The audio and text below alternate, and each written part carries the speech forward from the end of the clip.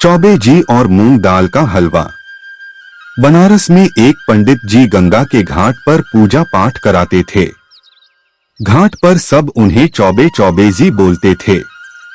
पंडित जी यजमानों का माल खा खाकर मोटे हो गए थे, इसलिए कुछ लोग उन्हें मोटे लाला भी कहते थे। पंडित जी का रोज का नियम था सुबह उठकर स्नान ध्यान करके गंगा किनारे अपने ठिकाने पर बैठ जाते। पिंडदान श्राद्ध आदि कराने में उन्हें महारत हासिल थी।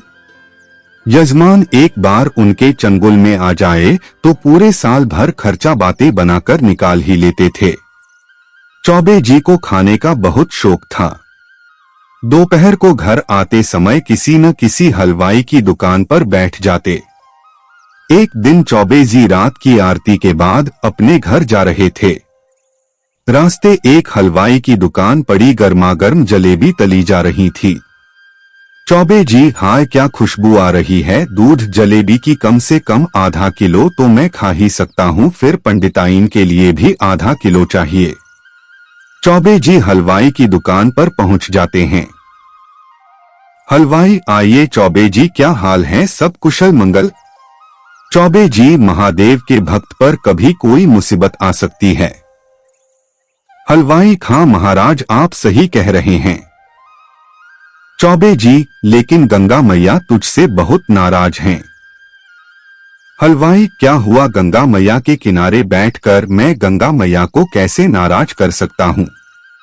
चौबे जी, तूने पिछली बार दूध जलेबी का भोग गंगा मैया को कब लगाया था। हलवाई, महाराज ये तो याद नहीं, लेकिन कच्चा दूध तो मैं रोज गंगा जी की आरती के समय चढ़ता हूँ। चौबे जी, तो क्या गंगा मैया हमेशा फीका दूध ही पीती रहेंगी। उनका मन मिष्ठान खाने का नहीं करता। एक काम कर, आधा किलो दूध में जलेबी डालकर बांध कर दे दे, मैं सुबह चढ़ा दूंगा। हलवाई, लेकिन महाराज अभी तो ताजी बनी है, आप बैठिए मैं अभी चढ़ाकर आता हूँ। चौबे जी, मूर्ख, आरती के बाद माँ के विश्राम का समय है, मुझे दे दे, मैं कल सुबह चढ़ा दूंगा। हलवाई डर के मारे दूध जलेबी बांध कर दे देता है। चौबे जी, एक ब्राह्मण से मुफ्त में काम करवाएगा तो नर्क में जाएगा, ला मेरी दक्षिणा। हलवाई चौबे जी को 10 रुपए देता है। चौबे जी, इतने में आज बनारस में पान भी नहीं आता, मैं तेरी दूध जलेबी घर लेकर जाऊं, फिर रात भर बिल्ली से इसे बचाने के चक्कर में जागता रहूं। उसके बाद सुबह सवेरे लोकर गंगा जी का भोग लगाऊं, उसके बाद तेरे नाम की पूजा करूं। हलवाई, महाराज क्या सेवा करूं। चौबे जी, आधा किलो दूध में जलेबी और 100 रुपए दक्षिणा के दे। हलवाई उन्हें दे देता है। चौबे जी मजे से घर पहुंच जाते हैं। झक के दूध जलेबी खाते हैं और 100 रुपए अपनी पत्नी को दे देते हैं।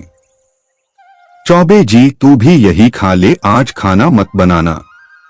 पत्नी, लेकिन आप तो ये गंगा मैया में चढ़ाने लाए हैं। चौबे जी, गंगा मैया में तो इतना चढ़ावा चढ़ता है, उन्हें इस दूध जलेबी की कहाँ जरूरत है, तू खा ले। पत्नी, नहीं मैं नहीं खा रही, आप झूठ बोलकर लाए हैं, मैं तो खाना बनाने जा रही हूँ। चौबे जी बाकी बची दूध जलेबी भी खा लेते हैं और सो जाते हैं। इसी तरह चौबे जी हर दिन कभी पान वाले की, कभी चाय वाले की, कभी हलवाई की दुकान पर जाते और अपने मतलब की खाने की चीज लेकर चलते बनते। एक दिन सभी दुकान वाले दोपहर को गंगा किनारे बैठकर धूप का आनंद ले रहे थे। सर्दी में गंगा किनारे बैठना एक अलग ही सुख था। बातों बातों में चौबे जी का जिक्र छिड़ गया। उनकी इस आदत से सभी परेशान थे। हलवाई, भाई हद हो गई, इस चौबे को सबक सिखाना पड़ेगा।